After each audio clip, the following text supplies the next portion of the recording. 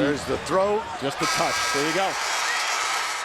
There you go, and there they go. The dance ends for an area favorite as Iowa State finds itself on the wrong side of March Madness. Now Omaha is just hours away from taking center stage in the big dance. Good evening, I'm Craig DeGrelli. And I'm Jennifer Griswold. The teams are here and their fans are still rolling into town. Tomorrow, the tournament will tip off at the CenturyLink Center.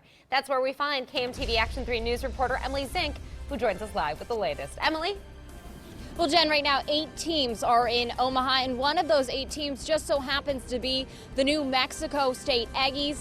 And even though 9 of the players on its rosters are from outside the United States, the voice of the Aggies just so happens to be from Omaha. When I got the job at New Mexico State, they were in the same league with Creighton. NMSU was in the Missouri Valley, and Creighton was as well. So I just wanted to be able to come back here to Omaha and announce a game and see my folks. When Jack Nixon's job brought him back home to Omaha decades ago, it was to call the New Mexico State basketball game against Creighton. Never did he imagine that being the voice of the Aggies would bring him back home for an NCAA tournament.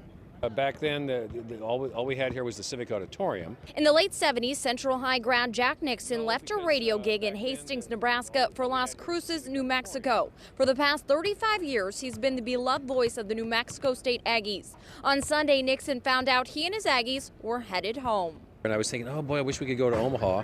Free trip back home, and it never happened, and now it happens. Nixon made sure to put some Omaha favorites on the team's itinerary before tomorrow's game against Kansas. A group of us went to Garot's last night.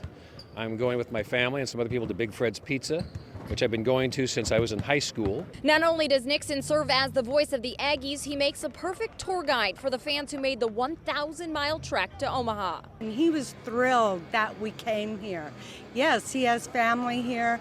He took us out last night to a great Omaha steakhouse, and we've had a really great time. New Mexico State fan Joni Gutierrez and a few friends made the journey to Omaha. She says she now knows why Jack loves home so much. Everyone's been really friendly.